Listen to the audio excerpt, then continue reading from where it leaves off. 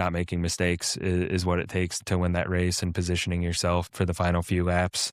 The 500, it's an endurance race that's turned into a shootout over time. So you work for 2 weeks and 500 miles to position yourself for the last lap. So it's a 500-mile chess match, really. There's a very short list of people who sit in the boardroom in the morning, making payroll decisions, managing sponsor relationships, setting the strategic direction of a company, and then strap themselves into a 230-mile-an-hour race car in the afternoon. Our guest today is one of them. He grew up in Indianapolis, Indiana, the city that hosts the greatest spectacle on earth, the Indianapolis 500.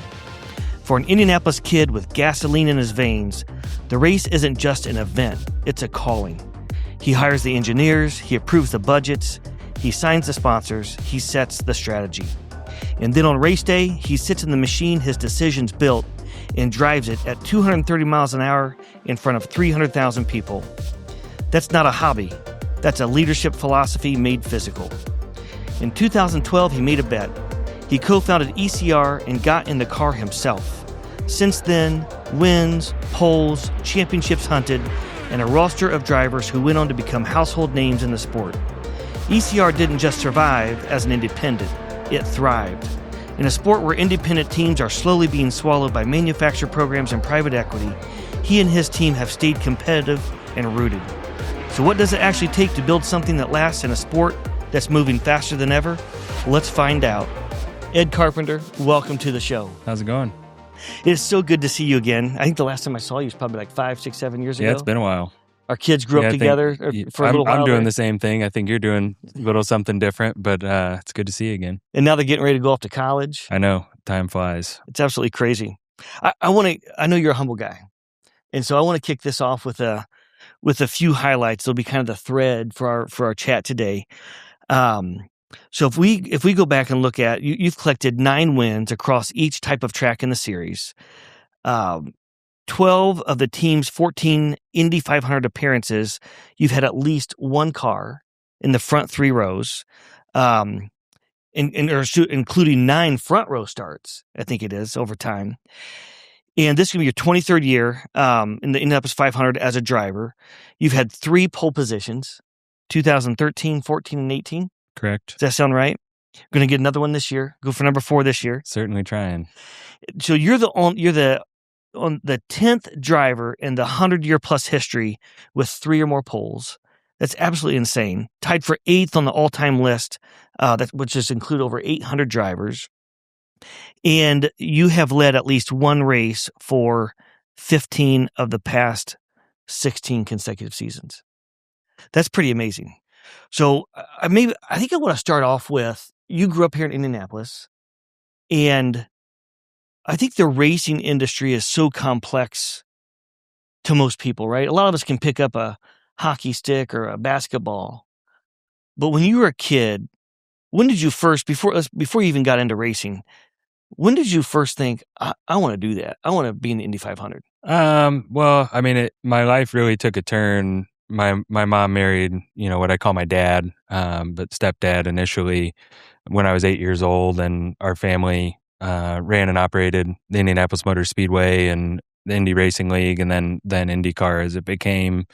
So I was really married into the sport, and that changed my life, and it introduced me to this sport. That's when I started racing when I was 8, right when my parents got married. So it was kind of a love at first sight type of thing. I started in quarter midgets in 1989, won my first 5 races, which probably set the hook pretty hard. But if I told you when I was 8 that's what I wanted to do for a career, I'd be lying, because at 8 years old, you're not thinking about that. You're just having a good time and fun. Yeah, enjoying every day. No cares in the world. But that's for sure where the passion for what I do started.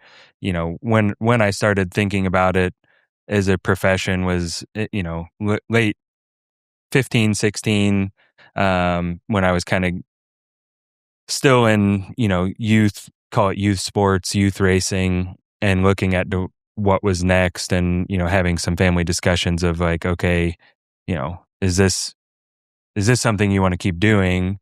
And the answer was yes. And then as a family, we kind of mapped out what our options were and what that looked like and how school fit into the equation, which was a challenge for me at the beginning. So it was around kind of 16, 17 where that process started changing this is the sport that I play and love doing, to this is the sport that I love and I want to find out how to make this my career. So for those of who are familiar with a quarter midget versus like a shifter go-kart Yeah. or something, so what's a quarter midget? I mean, there's really two entry points into racing. One's go-karts, which is probably more common now, in IndyCar anyway, and quarter midgets. So they're similar. Like they use the same tires, in some cases similar engines. The biggest difference is quarter midgets primarily only race on ovals. Go-karts primarily race on road courses. Quarter midgets have a roll cage and seat belts. Go-karts don't. But from a rule set at the basic level, they're very similar. Both you can start at 5 years old, and really, quarter midgets you can only race until you're 17, 18. Go-karts you can race for a lifetime if you want. But those are the two entry points. I think I'm the only guy in IndyCar now that started in quarter midgets rather than go-karts. But those are kind of your two entry points into the sport. So if I had an 8-year-old and they're interested in racing, what would I even do? Like, what's the investment for a quarter midget today, roughly? I don't even know. It was so long ago from when I started, but I imagine your initial investment, for the cars would probably be $10,000 to $15,000 would be my guess, to kind of have a car ready to go. I may be on the low side there. That doesn't necessarily factor in. You can always throw it in the bed of a pickup truck. They're small enough to fit in the bed of a pickup truck, but people have trailers and, pretty big trailers now. It's the sports at the youth levels evolved a lot since I graduated from it. But it's an expensive sport for sure. And then you have to qualify still? Do you literally just call up where a race is going to happen and say, I want to come qualify? Yeah. I mean, at the youth level, there's clubs like any other sport. I would say it's more like a travel sport. Yeah. For soccer, hockey, baseball. But I would say it's a pretty welcoming environment. So there's clubs, there's shops that obviously sell everything. That would be your first start. Even though I came from quarter midgets, if my kids were going to race, I would put them in a go-kart. Mark Dismore has Comet Kart Sales and owns Newcastle Motorsports Park, and that would be my first call. Would be to him, be like, hey, I want to get started, and they have everything you would need to get started and be able to lead you on the right path to getting going. How so doing that as a kid, travel sport, and you mentioned school. Are any of those kids today homeschooled, or how hard is it to keep up with because you're every weekend you can leave on a Friday morning, coming back late Sunday night, or? Yeah, I mean, racing's pretty interesting. I'm an outlier as a college graduate. You'll see, depending on what a kid's goals are, whether it's Indy 500 or trying to go race in Formula One. There's definitely some of my peers that probably didn't graduate high school. Kids will leave home and travel the world, chasing this dream. So it's, it's not something that I would recommend to my kids, but a lot of guys kind of get on with life pretty early. Christian Rasmussen that drives for us, he's from Denmark. He moved over to the States when he was 16, and really started his professional career pretty young. So there's a lot of ways to do it. But for me, college wasn't a choice. It was a requirement, which, I didn't fully understand as an 18-year-old that wanted to just focus on racing and get on with my career. But thankfully my parents were a lot smarter than me at that point, and, they made the right decision. So when did you graduate out of quarter midgets? Did you go to Indy? Is it called IndyCar Light? Oh, no, there was a lot of time in between that. So my last year in quarter midgets was 1996. And then I got into kind of USAC midgets, Sprint Cars, Silver Crown, competed in those series from 97, and through 2003, which is also when I made my first IndyCar start. I didn't get to Indy next. It was Indy Pro Series back then, which is the minor leagues of IndyCar. I started in that full-time in 2002, but was still racing the categories below that as well, all while in college. That was while in college. So Yeah, you got your I first graduated IndyCar. from Butler in 2003. So I graduated May, I don't know, 12th or 13th, I think was the date I graduated in 2003, and won the Freedom 100 in an Indy next car on May 15th, which was also my first date with Heather. So, you know, that middle of May 2003 was a really important time in my life. How did you meet Heather? So Heather was a nurse at the time working with IndyCar series. So I actually met her out at the track. The Dr. Hank Bach was the medical director for IndyCar, and he was good family friends of ours. And he had initially tried introducing us in like August of 2002. I had a girlfriend at the time. She had a boyfriend at the time. And then kind of started talking in May of 2003, and we were both single at that point, and that's awesome. Never looked back. So, so she thought your racing shoes were cool. I just saw some new racing shoes that Bree was taking to the back there with red laces. I don't know if she thought it was cool or not. So she was a nurse at the track in 2003. I was just a Indy Next driver, and I remember I had to go to Kokomo to pick up a helmet, and that was one of my first pickup attempts. Was trying to get her to go on our drive to Kokomo with me, and she's like, "I'm working," and I'm like, "Who cares? Like, no one's gonna notice if you're gone." And she stayed at work, and I went to Kokomo and got my helmet, and then about another week later, got on our first date. That's awesome.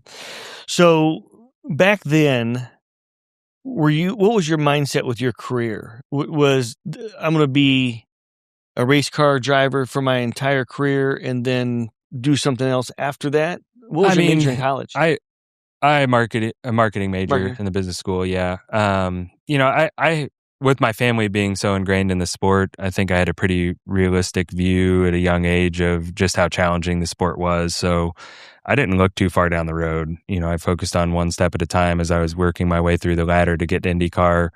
So the first goal was just to get there. And, at the time I wasn't really thinking about how long it would last or even what I would do next. It was just, very singularly focused on getting from one step to the next, which, for me, I wanted to race Indy cars the whole time. I wanted to compete in the Indy 500.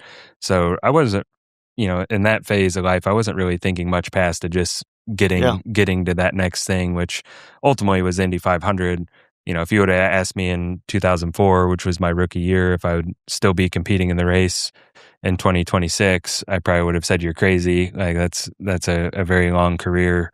But I've been very fortunate and blessed to have a long career and have people support me along the way and give me a lot of great opportunities.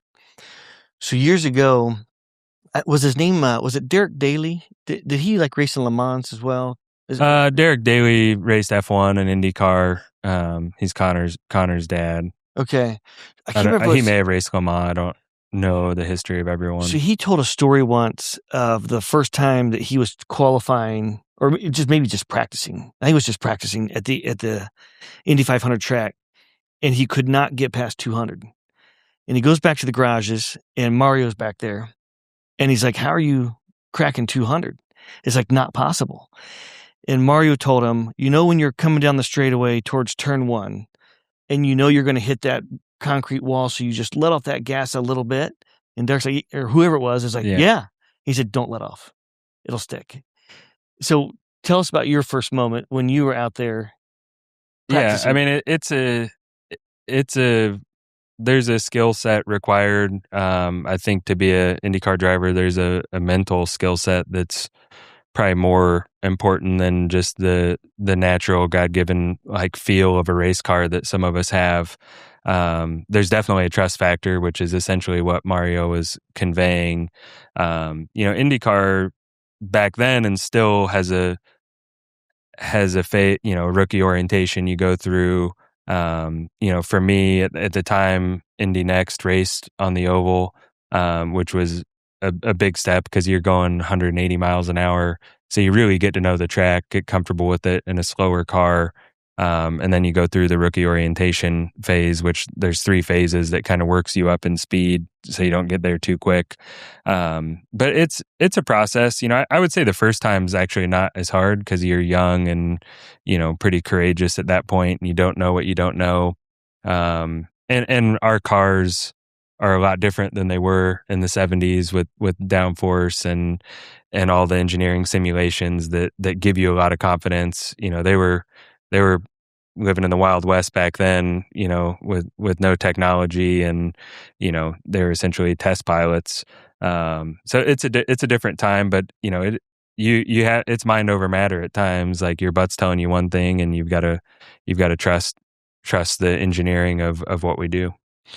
I had the privilege once of doing a 2-seater out there, and I had this vision that I was going to jump in this 2-seater, and it was going to feel like I was sitting in clouds and comfy and all this safety gear. And I felt like I was in let's say you take a tin can, like a soda can, and tip it over, cut a couple holes in it. And it was terrifying. And we were probably doing, what, 180? Yeah, 180, 185. And so that's way less than 230, almost 240. 45, 50 miles an hour down. It's huge. And this thing, and the walls, right there next to you. So you mentioned, like, the mental toughness. What are some of the things that you do in the racing sport around, like, physical preparation, maybe mental as well, but like physical preparation? Because if I go to one of these go-kart tracks and just do that thing for fun, my forearms, I'm gripping it so hard. Like, I think you're not supposed to grip the steering wheel hard. Yeah, you don't need to squeeze it that hard. I mean, there's times where you do at a bumpier circuit, but I think it's more, it requires more athleticism in ways than what people realize. Our cars don't have power steering, so there is a lot of weight and force and upper body strength to a point required. Same with the brake system. It's a hydraulic brake system, so it requires a lot of force to stop the car, especially on road and street racing. So we all train daily year round. I train daily year round just to do one race a year. And, there's an element of that that's probably overkill for me now, because Indianapolis, the only race that I do, is probably the easiest track we go to from a physical standpoint. The straightaways are 5/8 of a mile long, so you can really relax. But, there's an element of just being fit and prepared. The other element that people don't think about as often is, having that strength and structural strength to withstand the forces, not only driving the car, we're seeing 3.5 Gs, over 500 miles. And also when you're in the unfortunate event of an accident, you're seeing, 50 to 100 Gs impact. So just having your body be strong to hold itself together in moments like that is probably the most critical piece of being trained. You mentioned some of the innovation changes, like in chassis, and I don't even know what some of the proper terms are, but the engine maybe as a whole, and the chassis, and talking about downdraft and helmets.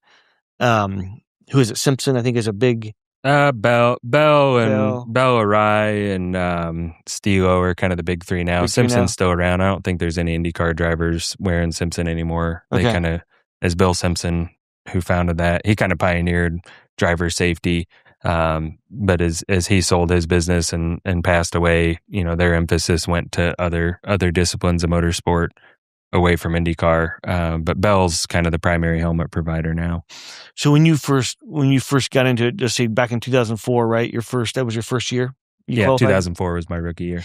So if we think about what the cars were like back then, and we leap forward to today, what are 2 or 3 things that come to mind from a technology advancement that is just a whole different world? I would say the seat materials that our seats are made of have advanced greatly.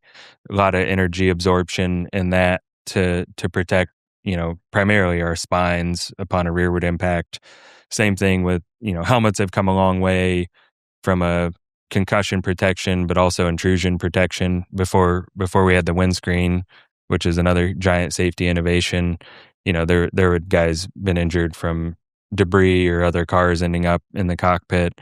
So, a ton of driver safety things. Before my time, this soft wall safer barrier, which was innovated at the Indianapolis Motor Speedway, was probably the biggest racing innovation ever, from crashing into concrete versus, it's a steel wall with these foam blocks behind it. So it, soft wall, as it was initially called, is not really true because it's steel. It's still very hard, but it moves and gives and disperses that energy as we crash. So between seating materials, headrest materials, windscreen, the way the racetracks are built with the walls, drastically changed the safety. And I really came in at a great time where all that was happening. And the 5 years prior to me getting to IndyCar, you would see a massive amount of concussions, a lot of spinal injuries, and spinal injuries are all but gone. Concussions have greatly been minimized. I think racing of all contact sports, is by light years ahead of any other sport with concussion protocols, prevention, all of that. So it's allowed guys like myself to have long careers. I'm 45, one of the older guys doing this, but there's five drivers that are older than me attempting this year's 500. So, as I understand it, a lot of the technology that gets developed, to your point around the safety things, a lot of that technology makes its way into other sports. And I think some of that helmet technology has made its way into football, for example. It has. It's happened slowly. Is it Bill Simpson that we were talking about earlier?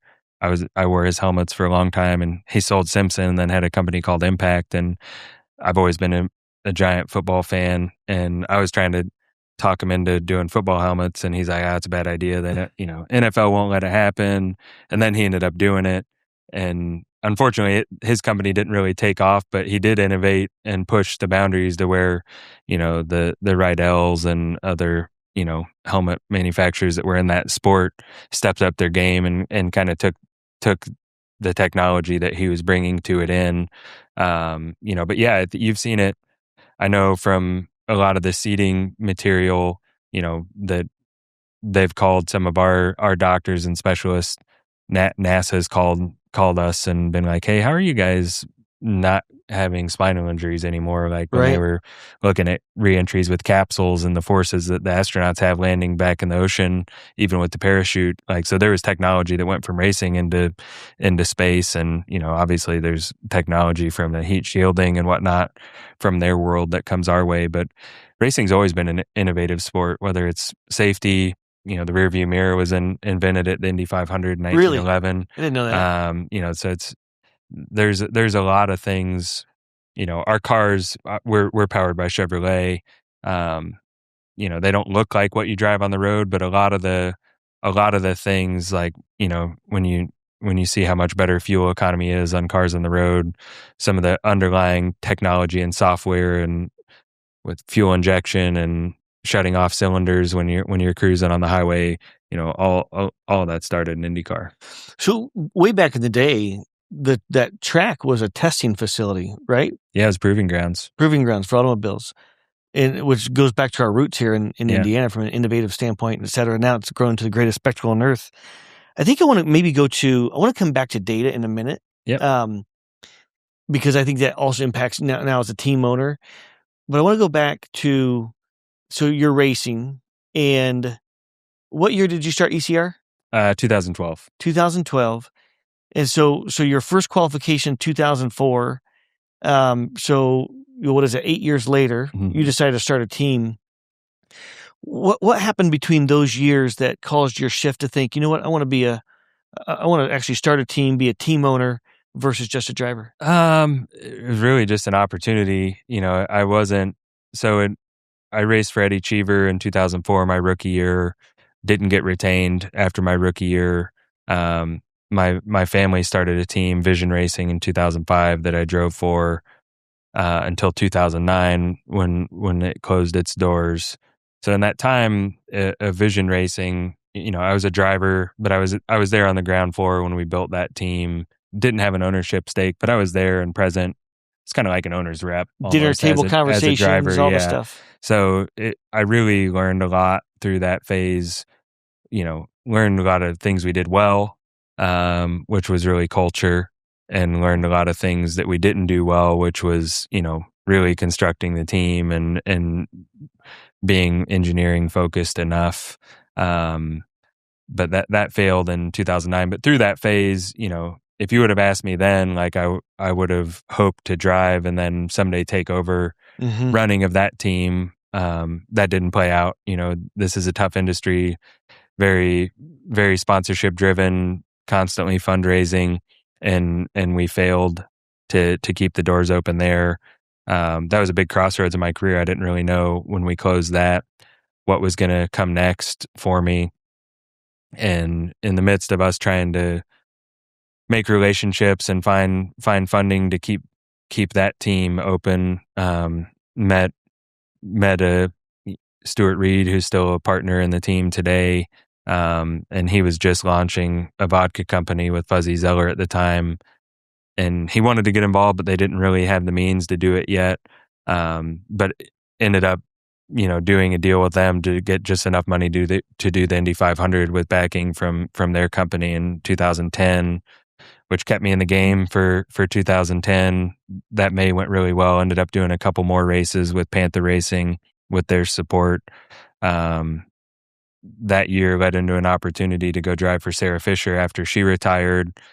And through that year with Sarah Fisher, Stuart really wanted to help me start a business and, kind of pick up where we left off with Vision. So, won my first race driving for Sarah in 2011, and right through that same window, kind of the opportunity to become a team owner presented itself. And I honestly wasn't really sure that I was comfortable jumping into that while still wanting to compete full time. But at the same time, as my wife and the rest of my family talked about it, it was one of those things where I felt like if I passed on that opportunity in that moment, I wasn't sure that it would ever come along again. So just kind of took a leap of faith and jumped into it. And, we're in year 15 now. So you're describing as you're driving for various teams, makes me think about, in racing and sports in the business world, it's always important to build relationships with our competitors, because we just never know how these paths will weave and cross each other. How do you think about that? Like building relationships, along this path? Yeah, I mean, that's been, other than driving the cars, that's honestly what I enjoy the most about this business. It really is, the drivers and cars get so much of the focus, but the success or failure of any IndyCar team really comes down to its people. We have right at 60 people here now, and the relationships matter, the chemistry matters, the culture matters, and that's something I've always enjoyed. I probably chose the wrong major. I probably should have done something more in organizational behavior type of things, because that's really what I spend more time on than anything. But relationships have always mattered to me, even back to when I was driving for Cheever in 2004. I really tried to invest a lot of time into my crew and get to know them, not only from what their role was on the team and on my car, but just in life. And it was funny back then, Eddie didn't agree with that style that I had. And he's like, yeah, no, if these guys start caring about you too much, then they're not going to want you to go fast. They're not want you to get hurt. And I kind of viewed it the opposite, as if they care and believe in me and want to do better for me, they're going to give me that extra effort. And so I've always tried to get to know not only my guys, but other people, other teams, developing relationships, as you said, and that's especially become critical, as we built ECR, and, whether it's attracting new people or just retaining our quality people we have, because there's, like any sport, there's, if you've got a rising star, someone bigger than you is going to be trying to hire them, take them away. And, I think retention is something that we've done really well at here. Are there several moments, so leading up to the launch of ECR, are there several moments, well, let's go back to when you were 8 years old. So from 8 years old to starting ECR, are there one or two or three moments that pop out in your mind that that were major milestones or pivotal moments that if I hadn't done this thing, or if I hadn't shown up for this thing and met this person, or that took a relationship another level deeper, that these other string of events wouldn't have happened? Yeah, I think there's a bunch, and some of them are, you don't realize at the time, but at the end of the day, winning matters, Yeah. So from a young age, you know, 15, I won a national championship in quarter midgets, which, sent the message that I was good enough to go to the next level. Those you aren't thinking about at the time. You're just excited to get in a bigger, faster car. Really the pivotal point really that allowed me to become an IndyCar driver was winning the Freedom 100 in 2003. I was driving for AJ Foyt right after I graduated college. It was, at Indianapolis during the month of May, won that race from the pole, and it was the first time Indy Next had raced there, and that really put me on the map for IndyCar team owners. So my stint with Cheever, my rookie year, was short, and it didn't go well in a lot of ways, but that opportunity wouldn't have presented itself had I not won that race, I don't think. So, that was a massive moment. And then there's other ones along the way where you just continue to establish yourself and find a way to survive and stay in the game. And, there's been many times in my career where, I thought I was going to be looking for what's next, which is a question I've never really been able to answer when people ask me what I would do if I wasn't doing this. And fortunately for me, I haven't ever fully had to test that out. And, some of it's success on track. Others, is to your point of some of it being at the right place at the right time, but also, I think hopefully being authentic enough as I've built relationships to be real and have people that have wanted to help me along the way. You listed off a lot of accomplishments and things that I do here on a daily basis. And, I definitely don't do any of it alone. I have partners that help me a lot, that have mentored me. And I've got people here under me that support me in ways that allow me to do this and still be able to drive a car at the same time. It's a team sport much more than anyone realizes. Hi, I'm Mayor Chris Jensen. Growth doesn't happen alone. It happens where communities invest in innovation, talent, and possibility. Noblesville Economic Development is helping companies accelerate along Innovation Mile, one of Indiana's fastest growing innovation corridors. If growth is part of your future, start the conversation at choosenoblesville.com/innovate. Noblesville, all about you. So you start ECR, and as I understand it in racing, there's certain things that you have control over, and there's certain things you don't. And so, and you help me with the terms, but like there's a standard chassis, or there's a, or maybe there's 3 or 4 or 5 tire manufacturers, or whatever it may be. How do you go about deciding when you put we'll start with the car, and maybe even get to the team and the sponsors as well. But when you're making a decision on how to put the car together, what goes into that decision-making process, and what are some of the things that you can kind of control, or that there's a shopping list over here where there's, a chassis manufacturer, for example? That's been, an ever-changing thing. We talk about Indianapolis being a proving ground. Back in those early days, it really was, there was no rules. You would build something, dream something up, build it, and bring it to compete. As this sport has evolved and the world has changed, we've become more of a spec series. We're not a spec series, but we do have a lot of spec things. There was an era before my time, where there was Goodyear and Firestone competing, and there was Tire Wars. There was probably definitely more engine manufacturers, more chassis manufacturers. And as the competitions increased, the competition within that can be a good thing and a bad thing. It's definitely not good for parity, and you see that in F1. There's a huge, huge spread from the fastest car to the slowest car. Indy cars are very tight, and that's based on the rule set. But when you had that competition, there was always a clear winner and a clear loser. And if you didn't have the right manufacturers with you, you essentially had no chance of winning. So I think the direction they've gone has been really good. We all use a common car in Dallara. We all use Firestone tires. There's 2 engine manufacturers, Honda and Chevrolet. Hopefully there'll be a third on the way soon, which would be great for competition and marketing support. But within that, the biggest open area for real innovation in our cars now are the shocks, or dampers as we call them. That's the only thing that's totally unrestricted.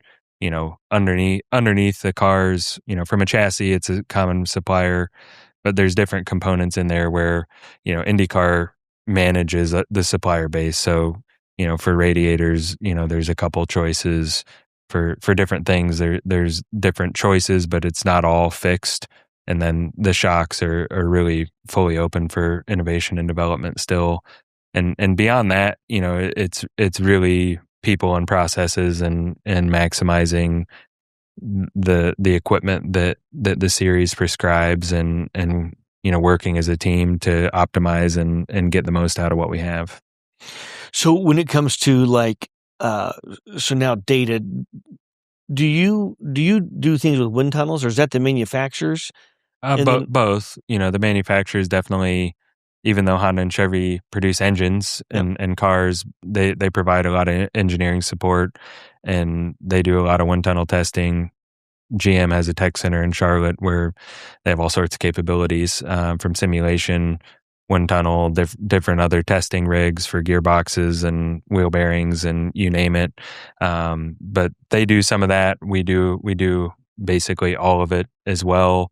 Not to do it over, but just to kind of dig deeper, dive deeper, refine more. They kind of quantify the cars for all their key partner teams. And then it's up to us to continue that evolution. So then do those, let's say Honda, for example, or Chevrolet, whomever, do they have, let's say there's 15 cars with one certain manufacturer.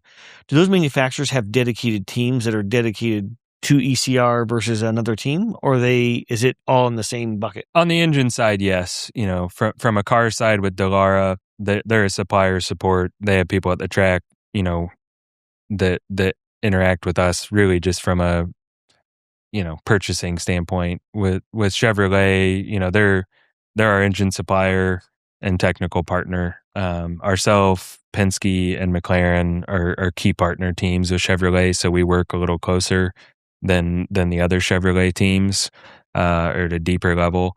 But we have an embedded Chevrolet kind of chassis engineer that helps us and supports us, and then through that, we kind of help them develop their toolbox, as they call it, with software and different tools that we use. And then each car has a engine engineer, engine tech that's with us all the time as well. So, for our team, we have at Indianapolis, we'll have four Chevy people embedded with us, all the time. And so from a data and telemetry standpoint, the amount of data you're probably collecting on any given lap, do you know how many data points you can collect? There's over 100 sensors on the car, so we're essentially measuring everything that's important, real time, from the timing stands. If you're watching a race, you'll see all these little huts along pit lane. It's kind of like mission control,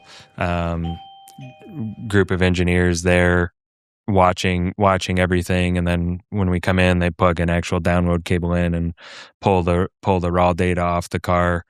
So they're not collecting it via Wi-Fi or something? They are. It's coming over the air, but it's not as refined at that point. But during a pit stop, they're actually plugging something in? Not during pit stop. Oh, okay. In practice, they'll plug in every time and get cleaner data, because it broadcasts at a slower rate. You can't get it totally raw over there. But the telemetry is getting better and better all the time.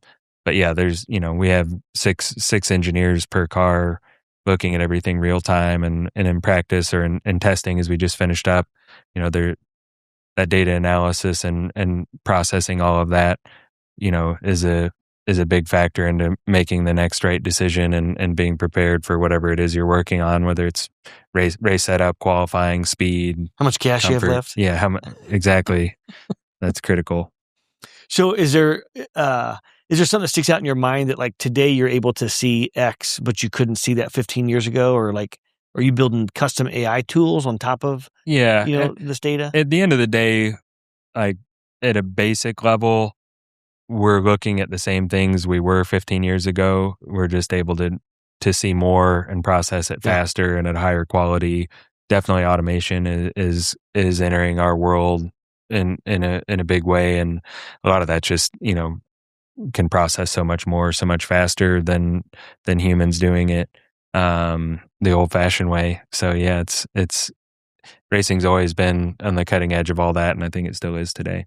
I was out the track last year, and there was an innovation panel, and so we can all geek out about the data and the telemetry technology and AI, all this fun stuff, but sometimes it comes back to good old-fashioned human grit, and they were talking about how one of the racing teams was talking about how they discovered, and probably some years ago, but that they can turn an athlete into a mechanic, but it's hard to turn a mechanic into an athlete. And so they'd started recruiting from like D2 schools, like athletes to come into the sport, and that person changing tires or whatever, an extra 0.01 seconds matters. It's definitely an evolution there as well. I would say from what you're saying really relates to pit stops. We'll have 5 to 7 pit stops in an Indy 500, and a second and gained or lost in the pits ends up being hundreds of yards at speed on the track. So it's something that was probably overlooked for a long time, but as the cars have evolved and matured, and we're near the end of this current car, so we're getting diminishing returns on development now. So as we get into a phase like that, you see teams spending a lot more time investing in other areas, which could be pit stops for some people, but it's definitely an area that we've gone down to. Just we're looking for tenths of seconds, hundreds of seconds. It all matters on track. It may seem like an inconsequential amount of time with us talking about it, but it can be the difference between winning and losing. Right, those photo finishes. Yeah. So I want to dive into this new charter system with team ownership, and kind of want to dive into these one at a time. As I understand it, there's a new charter system for teams, and the categories are around guaranteed race entries, that helps with the creation of resale value, exclusive financial benefits, and like long-term stability. Can we dive into that? Like, how has the IndyCar circuit changed with teams ownership, how they're structured, that helps with the longevity, of the sport or the racing team owners themselves? Yeah. So, I mean, IndyCar, I view it's a major league sport. We're the top open wheel racing series in America, but it's structured way differently than other leagues. If you compare us to NFL, NBA, MLB, NHL, those are all franchise-based, league-owned assets. It's hard for anyone to go start one. Like you can't just wake up one day and say, "Oh, I'm going to start an NFL team." No, you've got to buy in, become part of the club. IndyCar didn't have that. We have a sanctioning body that manages the sport, but prior to the charter system, if somebody had the resources and wanted to go build a team and buy the equipment, they could do that. And over time, I think we all realized that we needed to change the model. What we do, per car costs tens of millions of dollars annually to keep it going. So we're constantly raising and looking for sponsorship, which we've got great partners here in Splenda and Java House and SlimFast. But we needed to do more to create more value for our teams. There's a group of teams that, Penske's in year 60, I think. Ganassi's in the 30s or 40s. This is 15 for us. But if you look back last year, there was a new team that came over from Europe, started an IndyCar team, Prema. They're already gone. So there's always been a lot of teams come and go. We talked about Vision Racing earlier. It was just hard to survive. And, some of that was due to the nature of anybody could start a team. Like we weren't protecting protecting our assets of teams and the role that the teams play as a stakeholder in this sport. So going to this system, we call it a charter system. It's different than a franchise system, but very similar at the same time. So now, we started that last year, and it's still evolving a little bit now. IndyCar's made some announcements in the past couple of weeks that, because there's 25 charter teams now. They had allowed for open entries still. They've modified the charter agreements, and starting in 2027, if you don't have a charter, you can't compete anywhere other than the Indianapolis 500. So that how much that's increased our value, will be determined, as charters transact, which they haven't really yet. But it definitely is increasing our value because, before, we'd spend millions of dollars buying cars and building a team. And, once it's much like, any car you buy at a dealership, as soon as you drive it off the lot, it depreciates in value. And Right. by the end of it, you're getting pennies on the dollar what you purchased it for at the beginning. Now we're creating something valuable there's a finite number of them, and if you want to get involved, it's going to require a purchase or a significant investment. So I think it's a massive step forward for the sport and providing more value, more stability to the teams to really drive some worth. So IndyCar is an independent organization, self-governing organization, right? That was started how many years ago? There's been, it goes back to the 60s or 70s, kind of when it transitioned from USAC to CART to Champ Car to IRL right. to, there's 2 open wheel series, and then they remerge unification in 2008. But it's, we've taken giant steps forward at times and taken some steps back along the way. But, as we sit here today in 2026, I think the sport's in, for sure, the healthiest spot that it's been in my career. And, we've got a great TV partner in Fox who also owns a third of the sport now, and their investment's been critical. Our TV viewership's up 44% over last year, also all on Fox, which I think that's a crazy number. We still need to raise the floor of our viewership, but when you look at every other sporting property, nobody's seeing growth like that. So we're in a real ripe opportunity to take advantage of this and really grow our sport to new heights. So I didn't realize that. So Fox owns a third. Is that of IndyCar or another entity? Yeah, Penske Entertainment, which is IndyCar. And back in the day when I remember when CART launched, there was that big wreck in Michigan. Yeah. That US 500 made that a little difficult. Yeah, same day. They tried to go head to head against the 500. Right. Didn't work out so well.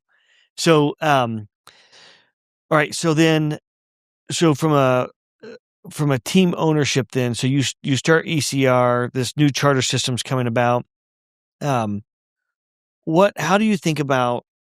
Did you start with 1 car and you've built up to 3 cars? Yeah. So when we started in 2012, we were a 1-car team. I was the driver. We had 2 chassis, about 20 people. Then we merged with another team, with Sarah Fisher's team in 2015. That made us a 2-car team. That partnership didn't work out, unfortunately. But we took on full ownership of what that merger was, and carried on as a 2-car team from there. So from that point in 2015, we've competed 2 cars full time for the full schedule, and most of those years we've run a 3rd car at Indianapolis. And do you have a split seat philosophy? Is that right? We have in the past. We don't anymore. Okay. For a while, as my role was changing and evolving, as we talked about at the very beginning of the conversation, I started in quarter midgets, built a career around oval racing. When I got to IndyCar, it was an all oval series with the IRL. So I didn't have a road course racing background. And as the series has changed, it's about 1/3 ovals and 2/3 road and street courses. My skill set wasn't strong enough for that discipline for us to win. So there, from 2015 until couple years ago, I was competing on all the ovals, and a lot of years would share my car with someone for the road courses.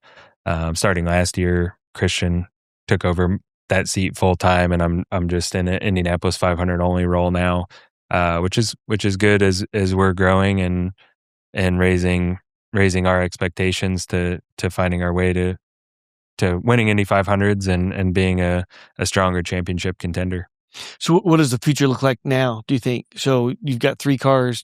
Does it 6 cars? Does it stay 3 cars? Who knows? Well, 4 with the cars? charter system, we have 2 charters. So for us to add a third full-time car, the only way we could do that now is to acquire another charter. So for the near future, we're a 2-car team. Yep. We'll continue to field an extra car at Indianapolis. That's for me at this point in time, but that won't last forever. So we'll see where it goes. So here we are. Qualifications are getting ready to start for the greatest spectacle on earth. What are you fired up about? What's going to be new this year? There's not much new this year. We have very few changes on the cars. But the competition is so close, to whether it's to win pole or win the race, it really, really requires perfect execution from every single decision you make on the setup of the car, every single pit stop, every lap from the driver.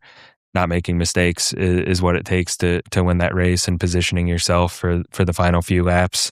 The 500, it's an endurance race that's turned into a shootout over time. So you work for 2 weeks and 500 miles to position yourself for the last lap. So it's a 500-mile chess match, really. I think we're probably coming to the end here. This stuff, these podcasts go so fast. I get so excited about. You can tell I didn't even look at my notes. I just get so curious and start asking questions. But I think before we go into some rapid fire questions to round it out here, if you fast forward to 50 years from now, and so you're 45, so you're still gonna be alive and kicking. You might still be racing in the Indy 500. You'll be 95. I don't think so. And what do you want to leave behind? What do you want people to say about Ed Carpenter, about ECR racing, 50 years from now? I mean, I hope at that time as a business and an IndyCar team that will have won a lot of championships and won a whole lot of Indianapolis 500s. So as a team, that's my hope. From a legacy standpoint for me, I'd like people to look back and say he was a cool guy that did things the right way and was a fun guy to work with. So, other than that, I want my kids to be successful. I want them to be able to have healthy, happy, successful families, and someday, not just yet, enjoy grandkids and all the things that I see my parents really enjoying, as they enter into their retirement ages. I love that. That's really what it comes down to at the end of the day, right? Is family and those kids and the next generation, healthy, happy lives. Yeah, and with that, hopefully, I don't have any kids that are driving, but hopefully some of my family will still be involved with this organization and carrying on that way. But at the same time, if that's not what they want to do, I'll be just as supportive of them blazing their own trail. It's awesome. Are you ready for a few rapid fires? Sure. One word, multiple sentences, whatever you want to do with it. So what is one thing in your industry that you think people should stop doing? Stealing people. Talent. Yeah. All goes back to that talent. Yeah, there's a lot of poaching. What is one thing that you think people should start doing? I don't know. I don't know that I have a good answer for that one. If there was, if you could wave a magic wand and solve any problem in the world, what would that be? We're talking whole world, not just racing? Anything at all. Yeah, anything outside of racing. As of today, it'd be nice if diesel prices would come down. I drive a diesel. That's a great one. So is there anything that you're passionate about that I haven't asked you about today that you want people to know about you or your family or ECR? My life's pretty simple. I'm here or with my wife and kids. Like being in the mountains, love skiing on the snow or on water. So, I love race cars and nature at the same time, which is pretty funny. That's awesome. So how can people follow you, follow ECR? Where can they buy your swag? I'm How can old they enough support that you? I'm pretty not good on social media intentionally. I like to be dark there. But the team is ECR Indy, kind of on everything. You can find everything you want there, from anything about our team, looking for a job, buying merchandise, who we are, our whole history. So ecrindy.com, and all our socials are the same tag. That's awesome. All right. So you heard it there, ecrindy.com, ecrindy.com. Go there to follow Ed Carpenter, to follow ECR Racing Team, all kinds of cool swag. I saw some cool new shoes. Can we buy those shoes on your website? No, those are fully custom for me. Man, those are only for Ed. That is not fair. All right. Those were definitely dope. I can't wait to see those out the track. Yeah. You're going to crush it this year. I feel it. Maybe this is the year where you bring home the checkered flag in the Indy 500. Man, I sure hope so. I think about it every day. That's awesome. It's going to happen. I can feel it in my bones. Ed, thank you for joining Innovate or Evaporate. Thank you. It was fun. All right. Until next time, we'll see you soon.